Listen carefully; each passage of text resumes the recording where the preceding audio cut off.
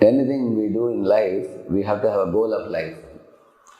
Like we go to school or college to earn a degree. We do business to make some money. Nobody does anything without a goal. Then how can we live our life without a goal? Life has to have a very clear-cut goal. So Lord Sri Chaitanya Mahaprabhu, in his teachings to Sanatana Goswami and many others, very clearly lays down the goal for every human being. For example, say somebody is eating junk food, maida and things like that, they get severe stomach problem. They develop a fear that anything I eat, I get problem in the belly. Some people eat very little quantity, must have seen, out of great fear. So somebody may tell them that because you are eating, you are getting trouble, so stop eating. That's what Buddhists are saying. Buddhist Jains, if you see, because you are trying to enjoy your senses, you are suffering, so stop completely everything. And then there are others who say, don't eat all these varieties of foods which is causing problem. Just eat bland rice only every day. White rice.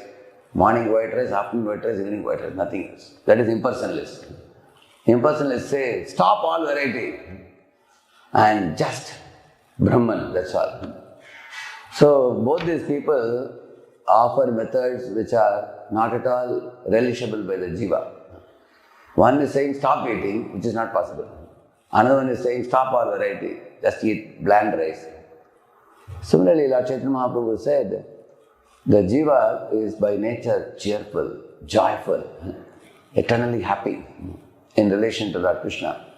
And to tell the jiva that you cannot be happy, you have to give up the happiness, abandon your happiness and attain shanti shanti. Or give up all your happiness, forget about everything. So, truly speaking, what should one eat? A child should eat what the mother gives the child. What is good for the child, mother knows. In India, mothers know exactly in which season what food to give. Like now in the winter season, mothers give this laddu and everything. In summer season, you cannot digest so well. They give simple foods. So, if a child is determined that I will not pick up any kind of junk food and this and that and eat and cause disease to my body, nor will I eat only bland rice. I will eat what mother gives me. So she will give a lot of variety, but that variety will give health to the child. Digestion will also be good, health will also be good. In the same manner, Lord Chaitanya Mahaprabhu says, your disciple should accept only the happiness that is allotted by the Guru. In the Guru Parampara, Guru is like mother and father. So, it is not that the jiva cannot be happy or cannot enjoy, but the jiva can enjoy in a way that is sanctioned by the Lord, aligned with the Lord's will. So, that is why Lord Chaitanya Mahaprabhu compared the awakening of love for God to cultivating a small creeper.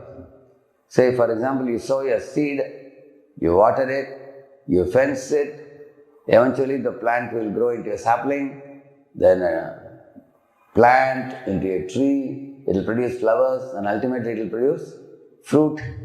And mango fruit initially is green, eventually it will become ripe. Like that, Lord Chaitanya Mahaprabhu said, our relationship with Supreme Lord Krishna will gradually blossom over a period of time by the guidance of the Guru, who gives us the seed. This is not to say that the love in our heart for Krishna is created. It's not created, it is only revived. Nitya Siddha Krishna Prema Sadhya Kabunoi Shravanadi Shuddha Chitte Karaya Budai. He says, Nitya Siddha Krishna Prema Sadhya Kabunoi. He says that in your heart, love for Krishna is present always, for all the jivas. It is not created, it's innately there. It is only to be revived. Just like a red hot coal is always hot, but it is covered by ashes. After you blow off the ashes, the red hot coal will manifest. Similarly, love for God is already there in the hearts. What does the Guru do? He gives a seed of instructions, ideas, procedures, methods, do's and don'ts. That is called as a seed. So, anybody who comes in a Vaishnava Guru Parampara, accept a Guru, Vaishnava Guru, like Srila Prabhupada's disciples are now carrying forward the movement. So we accept initiation from them, and then for example, they teach us, chant the holy name, take darshan of the deities, take only prasad, read Bhagavad Gita or Srimad Bhagavatam, stay with devotees, and lead a clean life of 4 regulative principles. No illicit sex, no meat eating, no gambling, no intoxication. Lead a clean life. That's all. If one follows that procedure, you are very nicely cultivating the seed. Watering the seed is compared to hearing and chanting. Putting fence around the plant is compared to 4 regulative principles. No illicit sex, no meat eating, no gambling, all that. No intoxication. And then putting manure to the plant further is like taking association of devotees, coming to the temple, and there are 64 procedures given. 64, like for example, accepting Charanamrit, going out on Harinam, rendering book distribution service, many other things. So in this way, grow that devotional creeper. The love of God is already there in your heart, but right now it is completely covered over. Just like iron ore, if it is covered by mud, it will look like mud only. But when you clean the mud, then the iron will manifest its quality. You put iron rod from here to the ground, if it is covered by mud, the sound will come.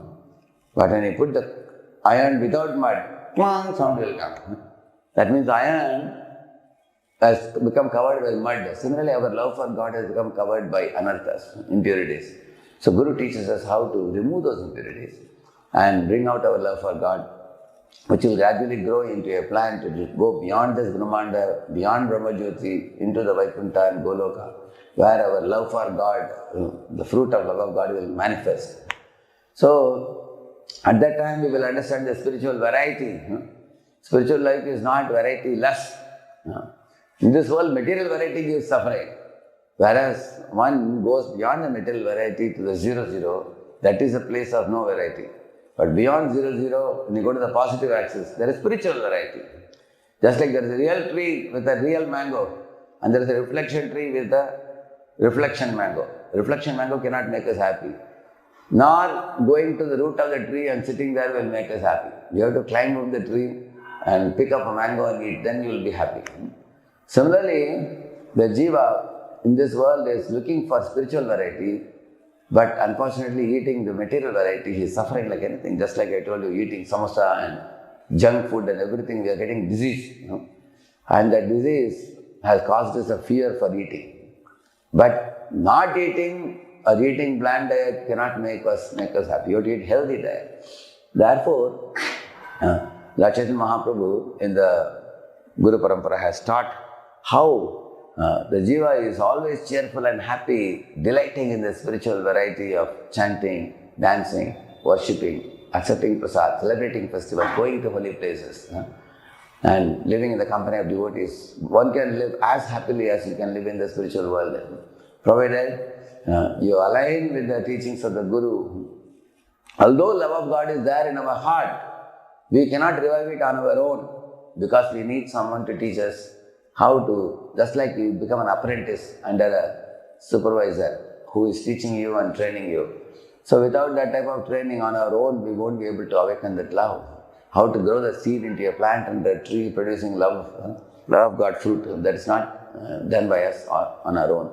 That is why this path of Vaishnava lifestyle is very easy. It is simple. If it is performed with faith, in this very life we can awaken that pure love for God and go back to God.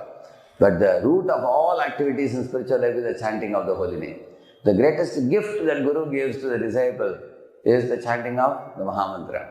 Hare Krishna, Krishna Krishna, Hare Hare, Hare Ram, Ram Ram, Hare Hare, Hare Krishna, Krishna Krishna, Hare Hare, Hare Ram, Ram Ram, Hare Hare. Just be done very carefully.